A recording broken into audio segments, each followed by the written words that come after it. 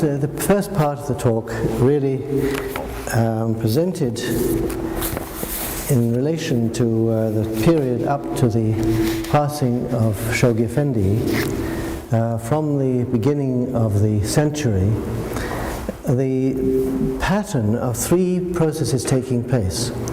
They're really three processes, as two parts of one. Outside the faith, there are two things happening, both of which relate to the breaking down of the barriers among human beings. One of these processes is generally seen as being very destructive, and it's usually also very uncomfortable for human beings because barriers they've been used to disappear. And you don't have to describe what they are, you see it yourselves in the world. Tensions that have existed in the past blow up into wars, into trials that people have to overcome. Then the second part of this process is the broadening of the area of collaboration in the world, and the raising up of institutions in the world, fostering unity and harmony.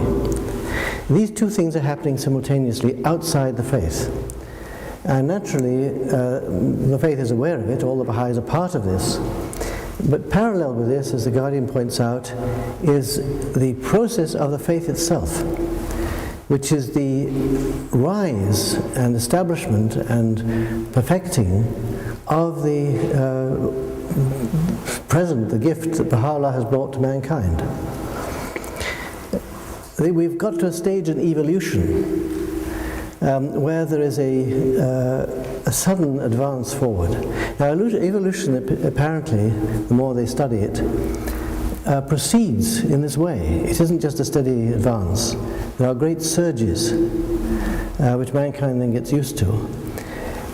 And this has been detected by many people over these past years. H.G. Wells, for example, he was one of the writers and editors of what he called an outline of history, which is, I think, a brilliant work, really trying to tackle the history of the world as distinct from just separate little histories of parts of it. And it has an interesting feature, inasmuch there was a board of editors.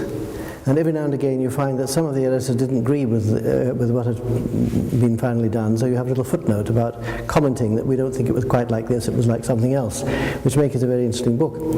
But this book presents towards the end this concept of mankind having reached a new stage in evolution. And Wells points out, that there's no reason why Homo sapiens, as a whatever it is, should survive any more than anything else. The dinosaurs went out. History is full of species being destroyed and changing and coming to being. So he points out this point of human history requires mankind to make an enormous step forward. If not, it'll just drop out of history. Now, he was very hopeful when writing that volume, but later in life he wrote a second smaller history book, and he warns us that he's an old man by this time, but he's very much discouraged. He says, as far as he can see, there are a few human beings are going to seize the possibilities to understand what is happening to mankind and rise to the challenge. But he fears that the vast majority won't bother about it. They'll carry on with their normal work and gradually just disappear. So that part of mankind, he came to the conclusion because of this, that mankind in fact was on its way out. Naturally we don't believe that, but we see the same process happening. It isn't just that many people oppose the unity of mankind, but vast numbers of people aren't interested in that. They're interested in their own particular little businesses, and they go away at that, ignoring the effects on the rest of mankind. So this is the pattern that the book portrays. These two advances, or two changes in the world as a whole, but above all, the importance of the rise of the faith. To a non-Baha'i sociologist, the rise of the faith may at this time seem to be a very minor issue. But it's like the beginnings of almost everything. The very beginnings are almost imperceptible. But understanding as we do that Baha'u'llah is the manifestation of God who is sent here precisely to raise mankind to the next stage of its evolution, we know that every aspect of the development of the faith is of tremendous importance for the whole of mankind. And that really is also what this book is about. The central theme of this book is about the rise and establishment of the Baha'i order in this period of the 20th century. We got as far as last time as in history as the passing of Shoghi Effendi. How many of the friends here actually were Baha'is during the time of Shoghi Effendi? You put up your hand, anyone was? 1, 2, 3. Were Baha'is during the lifetime of Shoghi Effendi? You were, obviously, yes? But I did not see him. No, you don't have to see him. Just how many Baha'is are here from that period? Before, how many Baha'is knows before November 1957? 1, 2, 3, 4, 5. Yeah, you see, it's not a lot. 5. It shows how much the faith has grown since those days. But it was, of course, to the Baha'is of that period, the passing of the Guardian was completely unexpected and absolutely shattering. And this period immediately following the passing of Shoghi Effendi is of tremendous importance in the history of the faith. One couldn't see it approaching, but looking back you can see certain things that the Guardian did. And Ruhiyya Khanum said he himself didn't seem to foresee his passing, and I was consciously, and she should know, he would be talking with her. But his action, for example, in one of his last messages, in referring to the hands of the cause as the chief stewards of Baha'u'llah's embryonic world commonwealth, was crucial to the unity of the faith. Now, it wasn't that he appointed them as that. He simply said that's what the hands are, and they would have been so if he continued to live. But you see the significance of that title when he died. A steward is someone who's in charge of the place for the boss. And if the boss isn't there, or he dies and the heir can't take over, he keeps running. He's running. And that's what the hands did. And they're the chief stewards, because there's another place where the Guardian refers to the National Assemblies as stewards of the Baha'i World Commonwealth. So these were the chief stewards, which again is important because it let the National Assemblies know where they should turn. Now, we saw Ruhiyya Khanum at that time and marveled at her strength, because as anyone could see, she'd be absolutely shattered at such an event. I mean, he wasn't only her guardian, he was her dearly loved husband, and they'd gone through very hard times together. And she just simply drew together everybody. She stood at his grave anointing the friends as we went by his funeral. She was the one that gathered all the hands together and persuaded them to meet in Baha'i. I don't think they had any resistance to doing that, but she had to get them together. And it wasn't easy because the faith was still very much both Eastern and Western. The laws of the faith which had been applied in Iran had mostly not yet been applied in the West. So even the hands of the cause had to recognize that the Guardian had applied the laws and principles of the faith in accordance to the stage of development and the capacities of the Baha'is in the different parts of the world. And that took quite a bit of rethinking.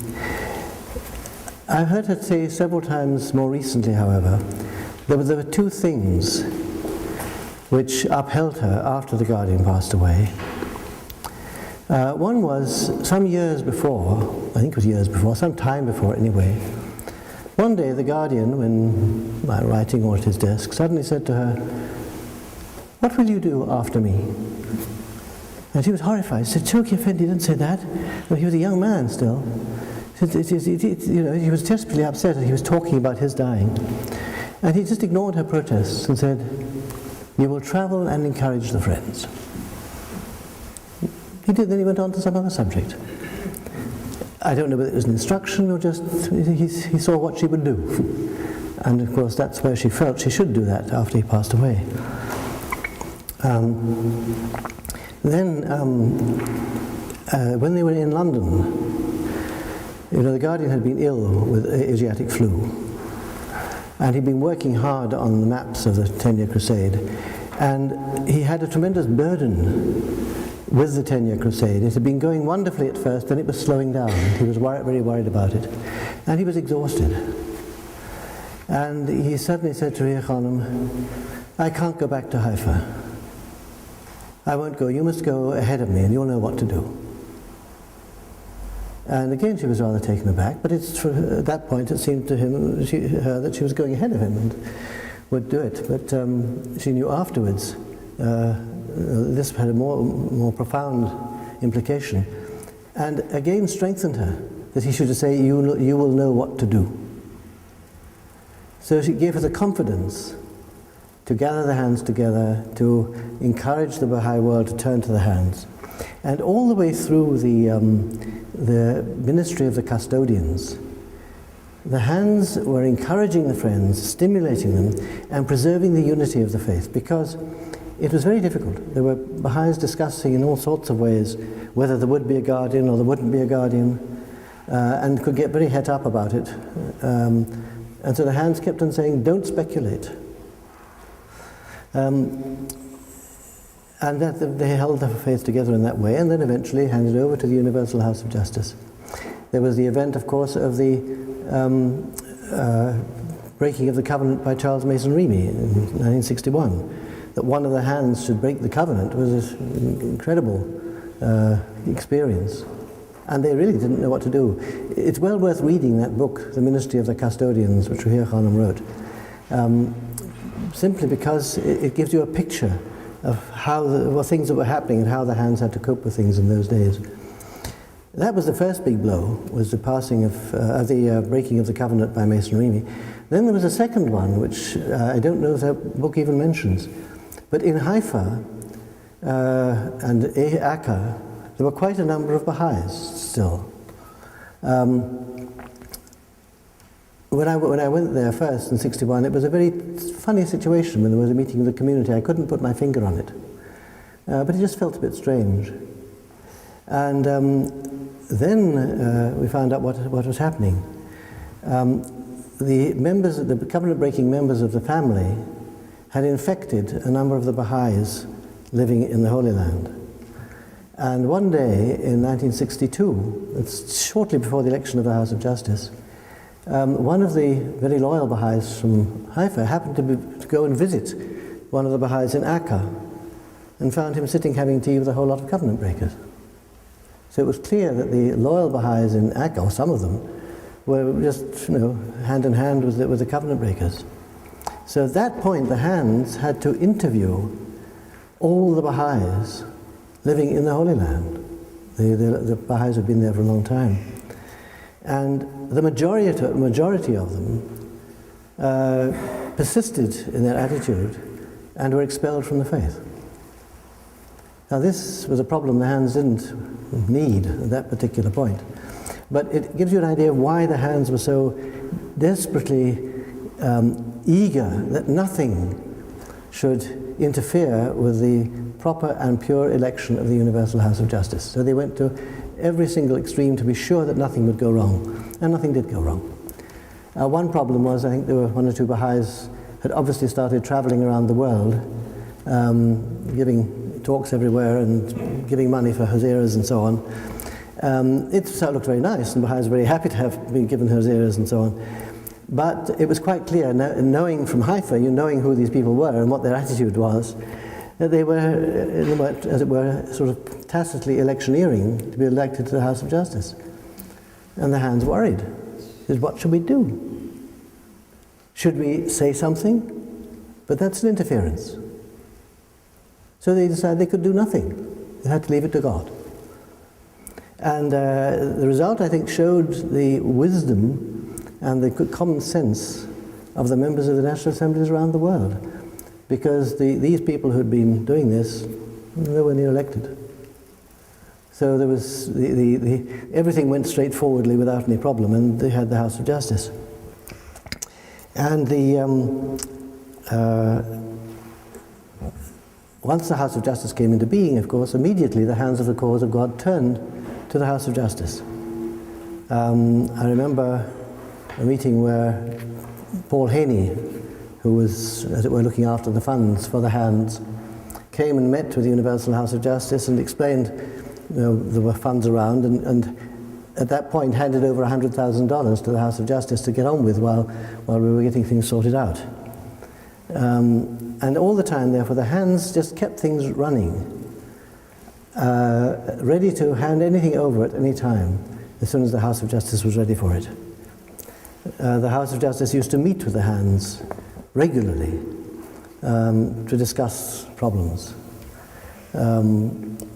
There was I'm giving you these little side issues, as it were, just to give you an explanation of the sort of things that had to be coped with and how the Hands helped the House. There's a village in Jordan called Adasiya, and it was founded actually on land which was meant to be endowment land for the support of the Shrine of Baha'u'llah. And this was a beautiful Baha'i village with a local spiritual assembly. Abdul Baha went and stayed in the local Hazira, and he called it the Blessed Village of Adasiya. And later, alas, the covenant breakers infected that village to the point that the Guardian said, alas, it has become the accursed village of Adasiya. Now what happened was the members of the family who broke the covenant had the title deeds to Adasiya. And the Guardian said, right, that's their legal property, they can have it. At one point, the covenant breakers were trying to get a lot of the title deeds, and he said, you can take anything, but I must have the shrines. He held the shrines in his hand because he had to protect them. But Adasiya was one of the bits of property that went into the hands of the covenant-breaking members of the family. And so the Guardian made the covenant breakers and the tenants in Adasiya come to an agreement. And the agreement was that the tenants were never to be sent off the land. They had a right to be tenants. The covenant breakers were not to dismiss them. On the other hand, the tenants were never to obtain even a square meter of ownership of the land. The ownership must remain with the owners, with the covenant breakers. Now what happened at this point, after the election of the House of Justice, was that the covenant breakers had fled away from Jordan, and the Jordanian government had nationalized the land and were giving the land of former landowners to the tenants. And so the tenants in Adasiya wrote to the House of Justice and said, can we accept this land from the government? And then the House of Justice consulted with the Hands of the Cause, and we had the whole background, and answered the tenants, said no, the Guardian has insisted this agreement be signed and you must remain true to it. You cannot accept a square meter of that land. If they allow you to continue to farm there, God bless you, but no, you can't accept it to own it. And the Baha'is of Adasiya obeyed. And it wasn't too long after that that the Palestinian Liberation Organization moved into the area and drove out the people from that area, and the Baha'is went and lived in another part of Jordan, and that became a little center of attacks on Israel.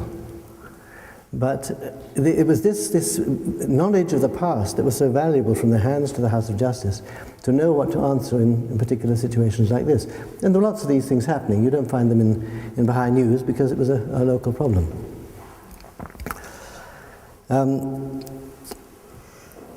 Now in the world as a whole, there was a profound,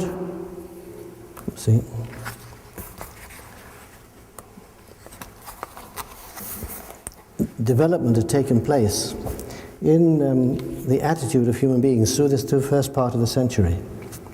I hope to get the right one here. Where are we? Yeah. You know, after the war, you had the Cold War. Everyone was happily over the war with the Axis powers. Then, of course, there was the tension between the East and the West. And I'll read you this passage from, I'll read you more than I originally intended because I think you need to see the whole picture. It's on pages 88 and 89 of this book. It says, since the driving force of colonialism itself was economic exploitation, it was perhaps inevitable that most movements of liberation assumed a broadly socialistic ideological cast. Within only a few short years, these circumstances had created a fertile ground for exploitation by the world's superpowers. For the Soviet Union, the situation seemed to offer an opportunity to induce a shift in the existing alignment of nations by gaining a preponderating influence in what was by now beginning to be called the Third World. The response of the West, wherever development aid failed to retain the loyalties of recipient populations, was to resort to the encouragement and arming of a wide variety of authoritarian regimes. And as outside forces manipulated new governments, attention was increasingly diverted from an objective consideration of developmental needs to ideological and political struggles that bore little or no relation to social or economic reality. The results were uniformly devastating. Economic bankruptcy, gross violations of human rights, the breakdown of civil administration, and the rise of opportunistic elites who saw in the suffering of their countries only openings for self-enrichment. Such was the heartbreaking fate that engulfed one after another of the new nations who only short years before had begun life with such great promise. Inspiring these political, social, and economic crises was the inexorable rise and consolidation of a disease of the human soul, infinitely more destructive than any of its specific manifestations.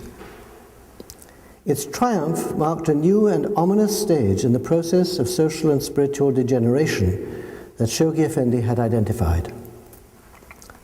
Fathered by 19th century European thought, acquiring enormous influence through the achievements of American capitalist culture, and endowed by Marxism with the counterfeit credibility peculiar to that system, materialism emerged full-blown in the second half of the 20th century as a kind of universal religion, claiming absolute authority in both the personal and social life of humankind. Its creed was simplicity itself. Reality, including human reality and the process by which it evolves, is essentially material in nature. That's the creed. The goal of human life is, or ought to be, the satisfaction of material needs and wants. Society exists to facilitate this quest, and the collective concern of humankind should be an ongoing refinement of the system aimed at rendering it ever more efficient in carrying out its assigned task. So these, of course, are all the benevolent things, nevertheless infused with materialism. With the collapse of the Soviet Union, impulses to devise and promote any formal materialistic belief system disappeared. Nor would any useful purpose have been served by such efforts, as materialism was soon facing no significant challenge in most parts of the world. Religion, where not simply driven back into fanaticism and unthinking rejection of progress, became progressively reduced to a kind of personal preference, a predilection, a pursuit designed to satisfy spiritual and emotional needs of the individual. The sense of historical mission that had defined the major faiths, learned to content itself with providing religious endorsement for campaigns of social change carried on by secular movements. The academic world, once the scene of great exploits of mind and spirit, settled into the role of a kind of scholastic industry, preoccupied with tending its machinery of dissertations, symposia, publication, credits, and grants. Whether as worldview or simple appetite, materialism's effect is to leach out of human motivation and even interest the spiritual impulses that distinguish the rational soul. He said the resulting, in the absence of conviction about the spiritual nature of reality and the fulfillment it alone offers, it is not surprising to find at the very heart of the current crisis of civilization a cult of individualism that increasingly admits of no restraint and that elevates acquisition and personal advancement to the status of major cultural values. The resulting atomization of society has marked a new stage in the process of disintegration about which the writings of Shoghi Effendi speak so urgently. So that, in other words, is the significance of what was happening in the second half of the 20th century outside the Baha'i faith. I'm trying to avoid the sun.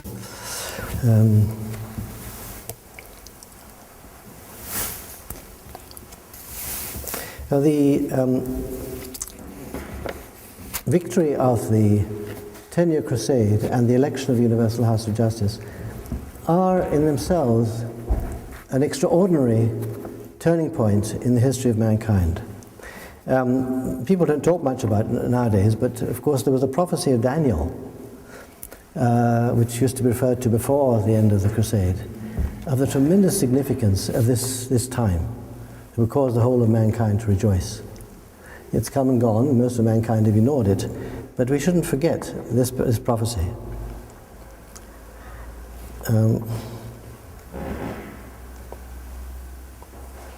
Now, for some 37 years, the cause progressed along two tracks.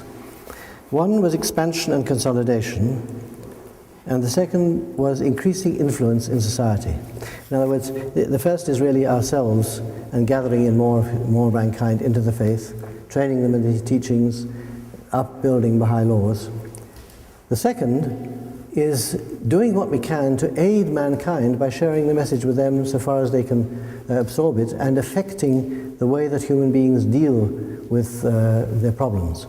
I think it was as long ago as the constitutional movement in Iran, where, or maybe later, I think certainly in the time of Abdu'l-Baha, that he commented to some people that, look, even if you don't accept the claims of Baha'u'llah, try the system that he recommends. If you don't like it, you can always give it up. But this is there for you to try it.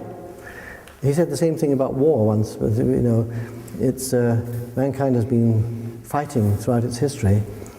We should at least try peace. If it doesn't work, we can always go back to war again.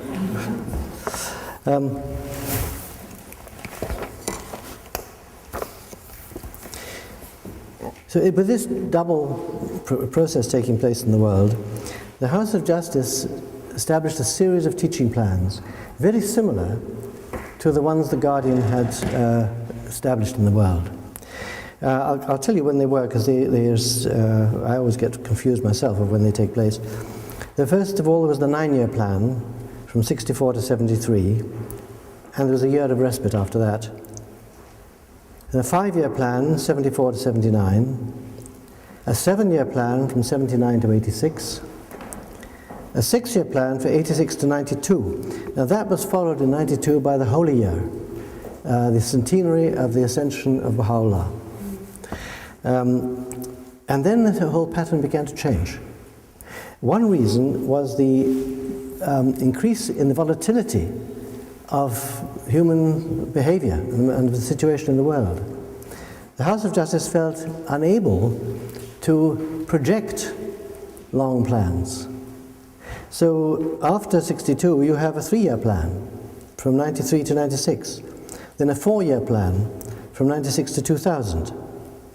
And then a 12-month plan from 2000 to 2001, up to the end of the 20th century. And you know now there's 2 more 5-year plans followed after that. The 4-year plan marked a major change within the Baha'i community. It wasn't sudden, it was part of the gathering of the experience of the past. Because as these plans have gone ahead, there was a progressive decentralization of the planning process. It became impossible to plan everything from the world center. Not only impossible, but undesirable. So more and more the planning was pushed down to the National Assembly level with the assistance of the councillors' advice and the auxiliary board members. It took the National Assembly quite a time to work out what the fixing of goals meant. Quite a lot of them simply sent a list of goals that were nothing more than wish lists, hadn't borne no relationship to the capacity of the community. And with an increase in the size of the community, it became more and more difficult to fix numerical goals, for example. When you have 20 assemblies, you can make a nice goal of double the number of the assemblies. When you have 1,500 assemblies, if you can double them, why can't you triple them? You know, the number is so enormous. You can't give that sort of thing. Some national assemblies wanted to have goals of so many new believers. And the House of Justice said, no, that's not within your capacity. You can't decide who's going to become Baha'is. You can have goals for what you're going to do. And you can open new territories, you can form local assemblies. But to say that so many people are going to become Baha'is is not a feasible goal. So we had to always continue to concentrate on what the Baha'is should do. And over this period, gradually, the assemblies and learned better and better how to plan. And of course, at the same time, the boards of councillors and the auxiliary board members were learning their functions. And it took quite a long time for the believers to really understand what councillors were, what they were meant to do, how they fitted into the whole structure. Because some Baha'is, you know, this is, I was warned again, the thing I was saying the other day, try not to double guess what things mean for the future. We have to accept as Baha'is that because this is the kingdom of God on earth and we're receiving divine guidance through the House of Justice and through the Guardian and Abdul Baha, there are things we don't know and we can't know. It's God's business. So we shouldn't try and cook things up for ourselves before they're ready for delivery to us. One of the things the friends thought up, some friends, not many, after the passing of the Guardian was that the institution of the hands of the cause was a temporary thing. Rather like a scaffolding when you're going to build a building. That the real essence of the faith, the real administrative order, was the Universal House of Justice, the National Assemblies, local assemblies. And this other arm was a sort of funny excrescence which we seem to have around. And the real explanation was it's only a temporary thing, and once it's built up the national and local assemblies, then it'll disappear.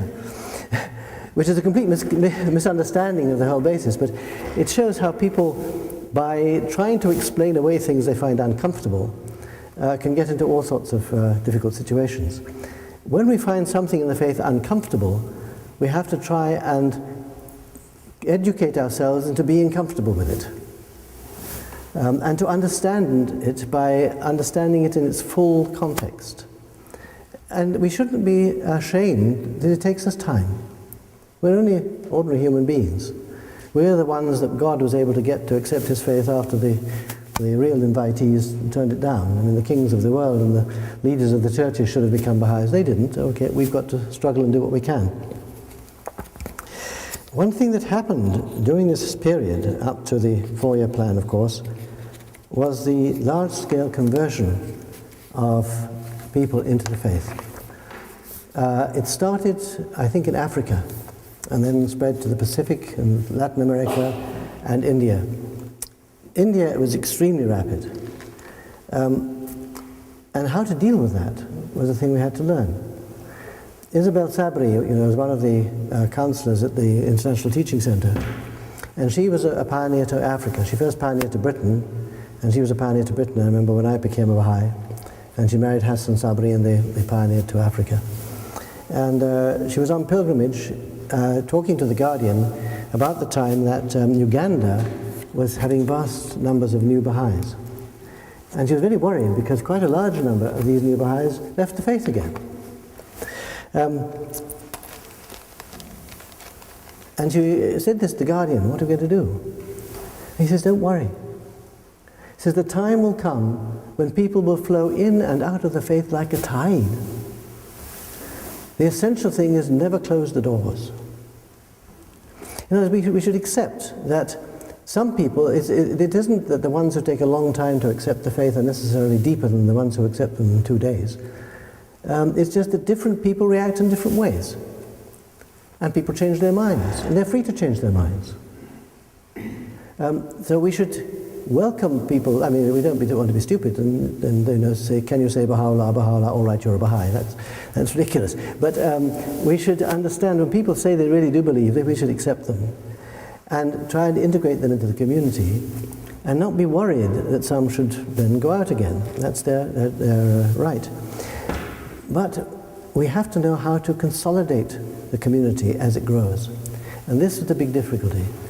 Isabel said one day it was rather like water going into the desert, because the pioneers would teach a number of Baha'is, who would teach a lot of other Baha'is, who would teach a lot of other Baha'is, and each stage knew less and less and less about the faith.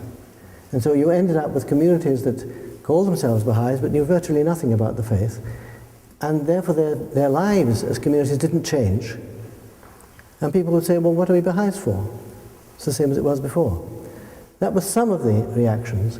On the other hand, in some cases, the conversion was surprisingly profound.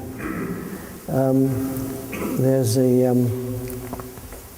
story even in Sweden of, there's a newspaper notice about an unusual man living in a certain area who fasted every year. And as I said, when he fasted in the spring, the Baha'is were interested in this and got in touch with him.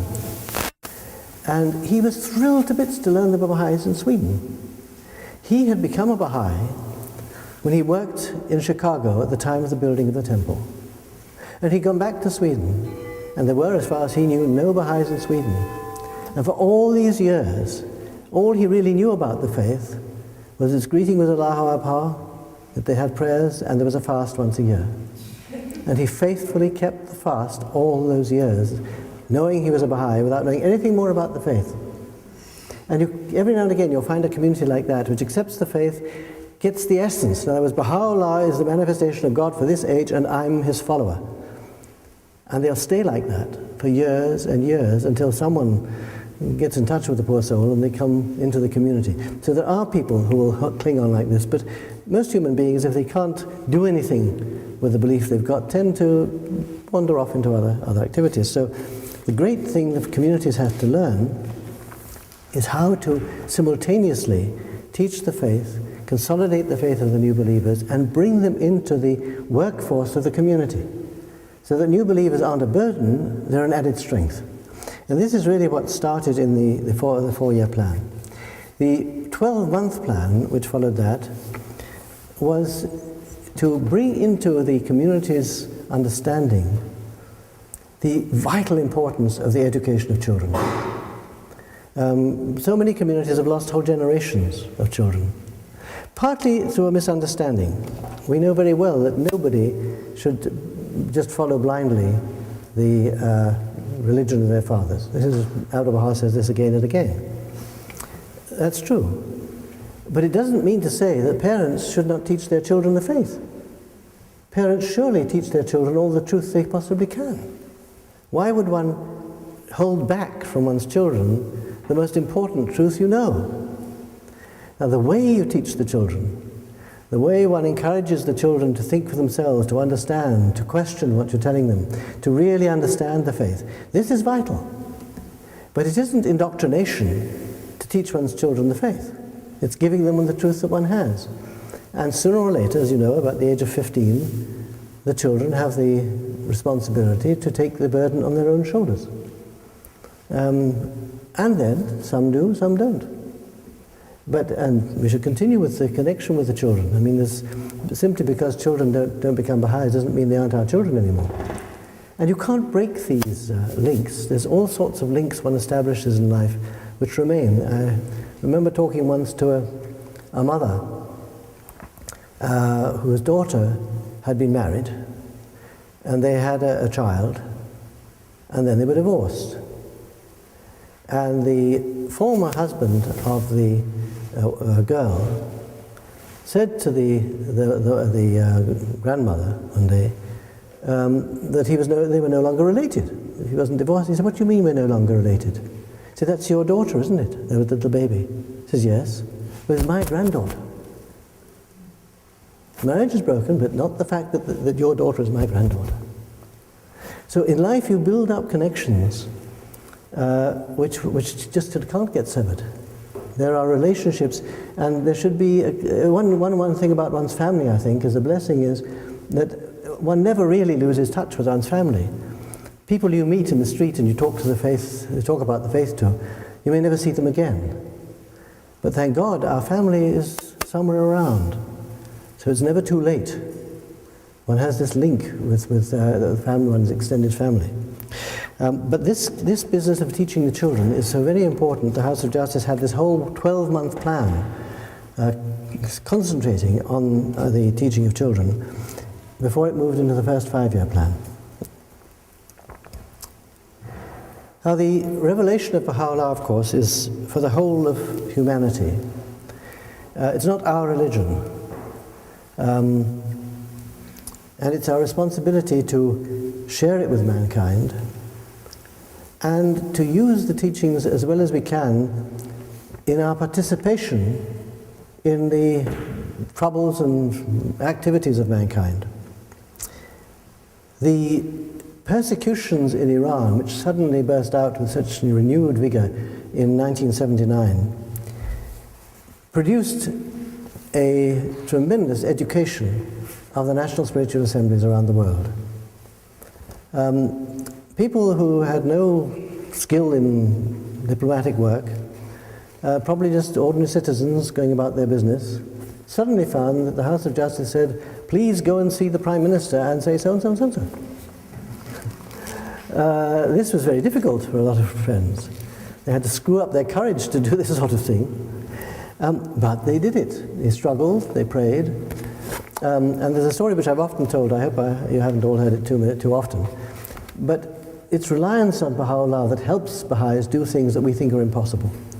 There was this story I'm telling you. There was a case when the House of Justice wanted a letter to be got into the hands of I think it was the president of an Arab country who was visiting Europe. And it asked a National Assembly to get a letter sent by the House of Justice into the hands of the ambassador of that country to give to the president when he was in Europe. So the Secretary of the Assembly had this letter which the House had sent, and he got in touch with the embassy of this country and asked if he could have an interview with the ambassador to hand over a letter. And they said, "Yes, most certainly, we'll arrange that." And nothing happened. He reminded them, and they said, "Well, they haven't been able to do anything quite yet, but..." And he reminded them again, still nothing was happening. And so he realized it's the usual deal, nothing was going to happen. So he thought to himself, what is it that I haven't done that I could do? And he said, well, I'm at the national office, which is not in the capital. I could at least go to the capital to be where the embassy is. Now, this, you see, is, you might say, a decision of principle, that there is something more you can do, and you can do it. It wasn't really a sensible decision, because if the embassy was going to contact anywhere, it would contact the National Assembly office. But he felt that was something he could do. So he went to the capital, and as he was approaching the gate to the embassy, a lady came from the other side, and he stepped back to allow her to go through the gate first. And she said, "Thank you very much. Is there some way I can help you?" And he said, "Well, actually, yes, I have a letter I have to give to the ambassador." He said, "Oh, well, come with me, I'm his secretary." Now, you see, this is where practicality and faith interlink. That there are things that we know we have to do, and we think we're incompetent, we can't do it. if we pick ourselves up and start to do it, that's when Baha'u'llah comes in and does things. I remember the Hand of the Cause, Paul Haney, saying once that he had this often when he was given tasks by the House of Justice. He was the hand who often used to go to visit the officials in Jerusalem. He was very useful, actually. He's a very tall man. So if it was a big gathering, I remember I went with him on at least one occasion to a presidential reception. And we were all gathered round, crammed in this room. And he wanted to know when the president came in. The president wasn't such a big man. And Paul was like a periscope above everybody else. And so as soon as he saw the president enter the room, he'd say, "Come with me." You see, and he'd come across and he'd see the president. Anyway, so he was used to going to deal with officials. And but he said once, time and again, the House of Justice would ask him to undertake a particular job. He couldn't see the wisdom of doing this. And he wasn't quite sure it was the right thing to do anyway, I mean, from a personal point of view. But the House of Justice had said, do it. So he said he would begin to do it. As he worked at it, door after door would open in front of him. And it would be fine, and he would go and do it. But if he just thought of all the problems, not, well, I can't really do it, and how else can we manage things, it would never have got done. So it's this combination of trust in Baha'u'llah, reliance on him, and using our own good thinking machinery to do what we think is best that will help the faith. So this involvement of the National Assemblies, of course, has a tremendous effect on the relationship of the faith to the public generally. There's a lovely thing happened in America. Again, I may have told you, I hope not. My memory is so bad I tell you things several times. In Washington, there were Baha'is who happened to overhear two members of the State Department talking to one another. And the matter at issue was a report of something was happening in Iran. And they weren't quite sure whether this report could be relied on or not. And one of the State Department people said to the other one, have you checked with Wilmette? Now, this is extraordinary. The faith is a very small thing in America in a sense, but you see the intimacy. Two things. One is, if Wilmette said it's okay, it's okay. And that's the reputation we established. The other is that the faith is so well known that one State Department member could refer to another, speak to another about Wilmette. Not the headquarters of the Baha'is in Chicago, but just Wilmette, and you know what they're talking about. This is a tremendous step forward. Another one, I'm told, is that when the faith becomes the subject of cartoons and newspapers, then we've really got there.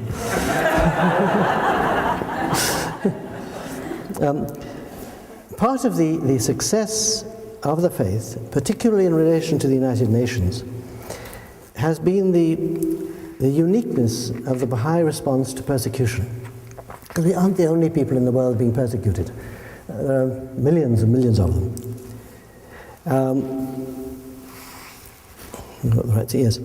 In the book it mentions that here. He says, the 20th century has, alas, been overwhelmed by the suffering of countless victims of oppression.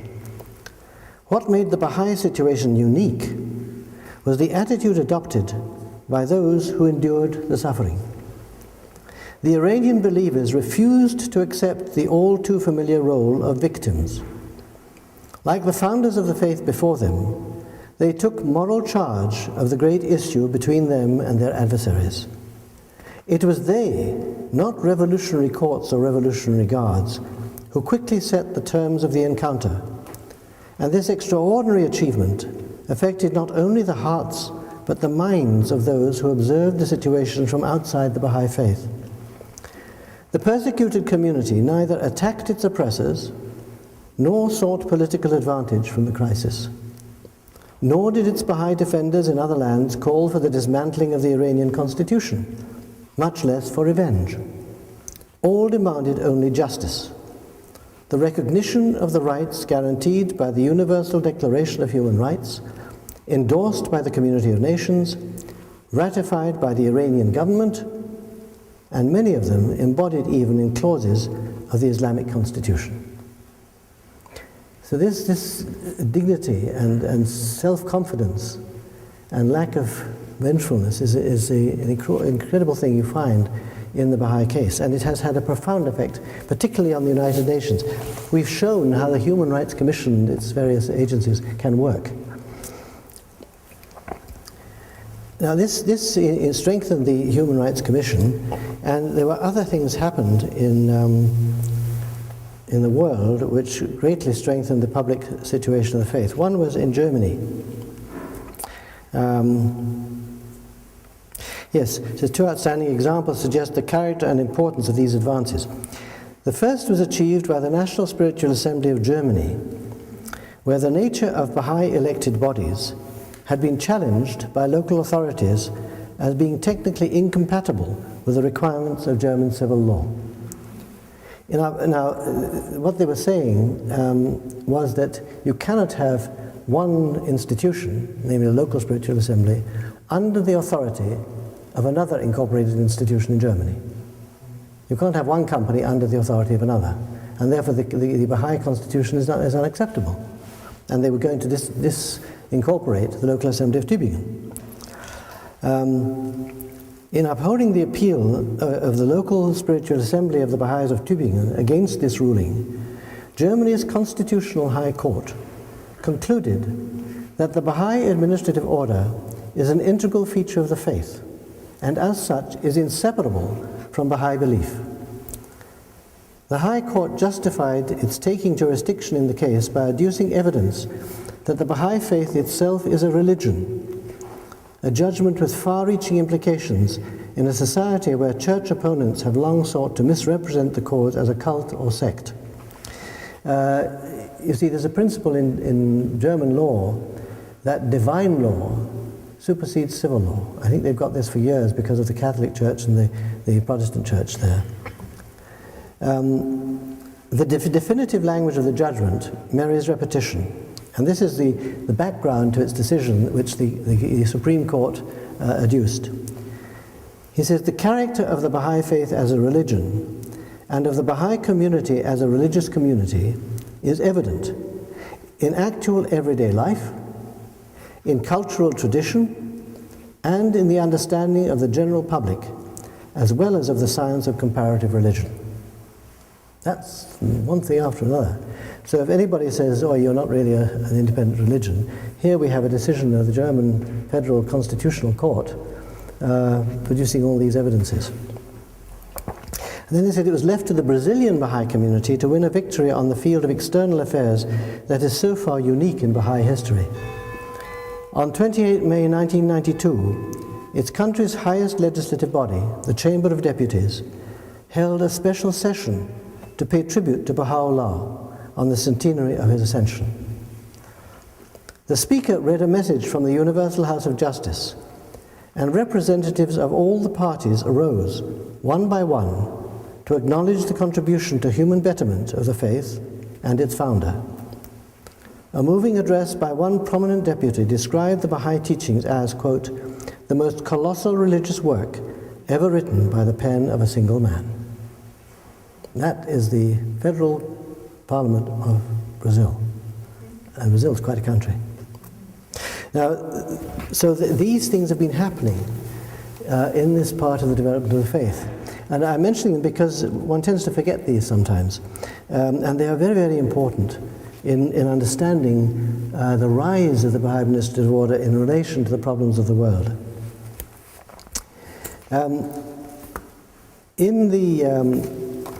At the time of the,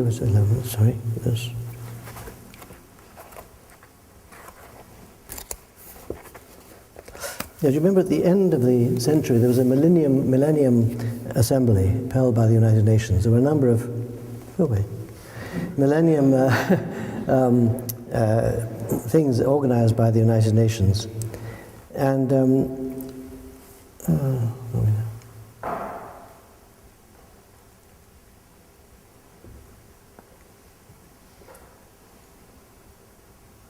yes, it says the changes wrought in humanity's social and moral life received powerful endorsement as a series of international gatherings called under United Nations authority to mark the approaching end of one millennium and the beginning of a new one. On the 22nd, 26th May 2000, representatives of over 1,000 non-governmental organizations assembled in New York at the invitation of Kofi Annan, United Nations Secretary General. In the statement that emerged from this meeting, spokespersons of civil society committed their organizations to the ideal that, quote, we are one human family, in all our diversity, living on one common homeland, and sharing a just, sustainable, and peaceful world, guided by universal principles of democracy. So shortly afterwards, from 28 to 31 May 2000, a second gathering brought together leaders of most of the world's religious communities, likewise assembled at the United Nations headquarters. The Baha'i international community was represented by its Secretary General, who addressed one of the plenary sessions. No observer could fail to be struck by the call of the world's religious leaders, formally, for their communities to respect the right to freedom of religion, to seek reconciliation, and to engage in mutual forgiveness and healing. And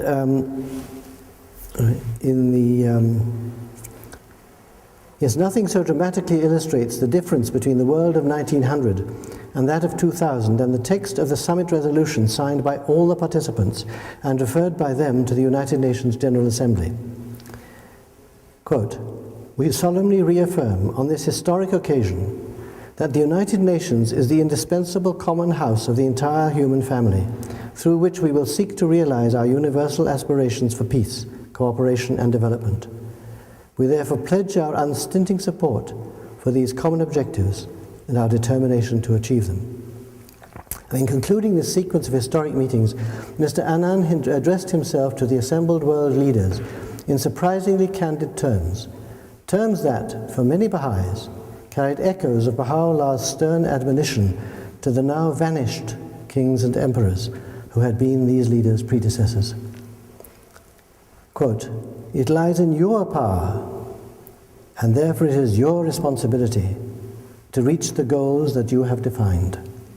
Only you can determine whether the United Nations rises to the challenge. And that, for Kofi Annan, is pretty strong wording. The world as a whole and the media showed a cynical lack of interest to the whole of these events in the United Nations at the turn of the millennium. It really was something, they thought it was nice window dressing, nothing very important. But it was of fundamental importance.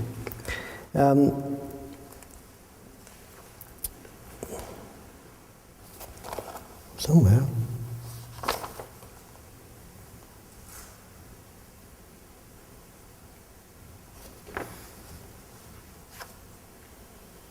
Sorry.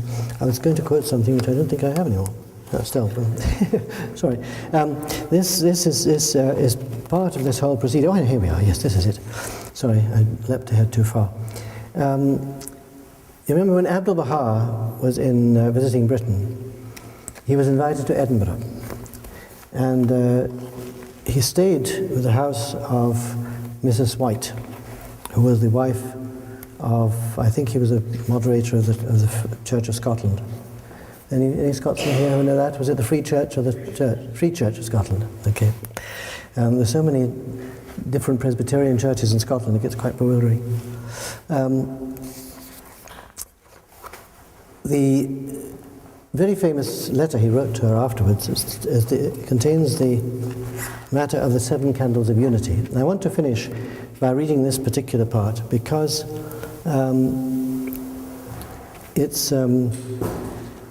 it gives us an insight into the process that's taking place. And Abdul Baha wrote to Mrs. White, O honoured lady, behold how that's unity's light, is now dawning upon the world's darkened horizons. The first candle is unity in the political realm, the early glimmerings of which can now be discerned.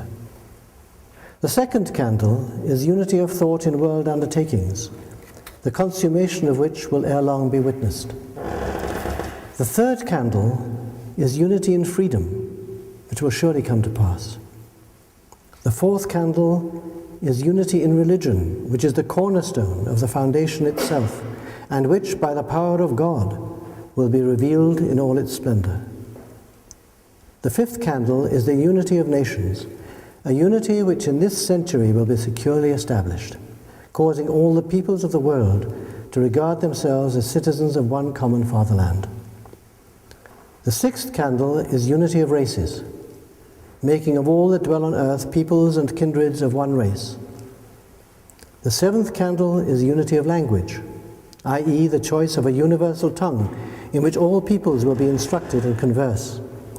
Each and every one of these will inevitably come to pass, inasmuch as the power of the kingdom of God will aid and assist in their realization.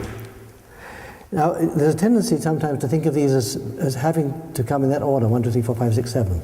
That isn't so. And this book comments on the fulfillment of these, or the lighting of these candles, in a way that I think is very interesting. Remember, the House of Justice has confirmed that the unity of nations, a unity which in this century will be securely established, causing all the peoples of the world to regard themselves as citizens of one common fatherland, has been established. You just look at the world. This is not a matter of the unity of the states. The unity of states is a different thing. If something happens in China, or they have a tsunami in Indonesia, the whole world's upset and worried about it.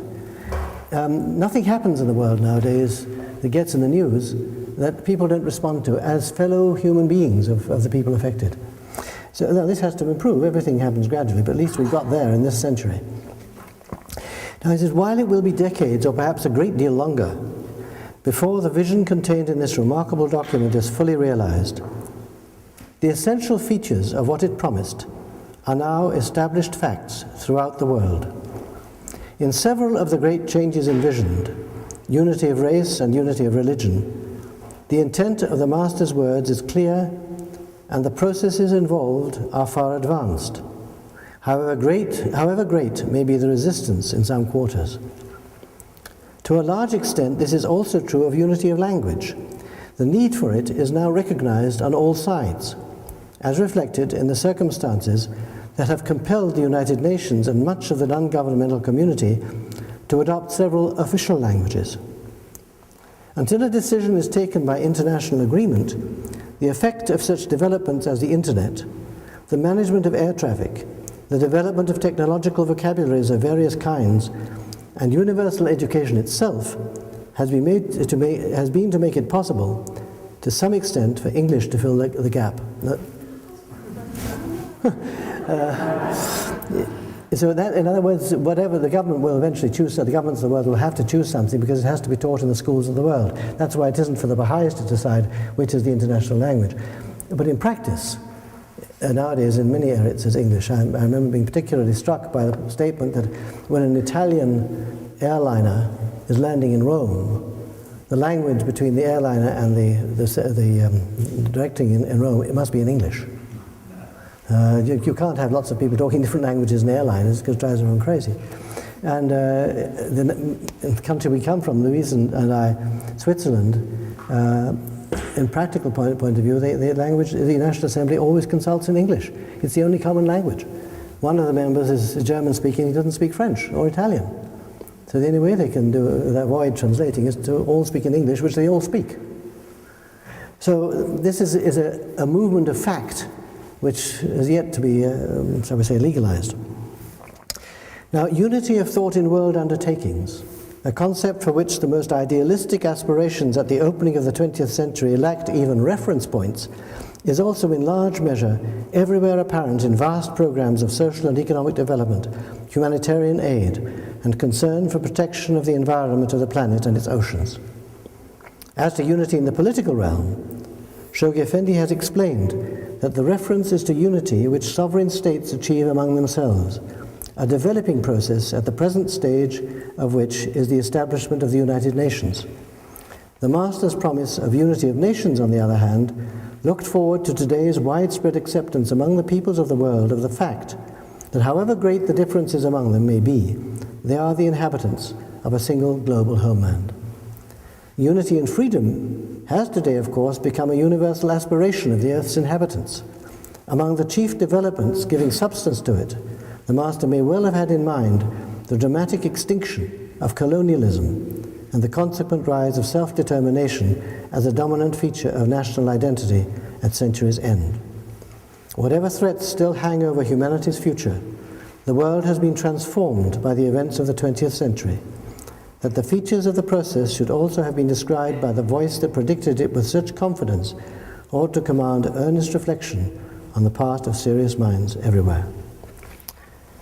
Now, that isn't quite the end of the book, but it's basically the summary of the contents of this book. But I do urge you all, when you can get the time among all your other activities, to read through it, because, and also, if possible, when if you haven't already done it, read the Guardian's World Order letters, because when we understand what's happening in the world and the spiritual significance of what's happening, we get less distracted by the world's events from the tasks that we have to perform. The world can be a very worrying place, and there are some things that are ours to worry about, and we can do something about. Others we can't do anything about, and there's not much point in wasting our energy worrying about them. And we have to distinguish that and concentrate our efforts on the focus that the Universal House of Justice has given us. So thank you very much.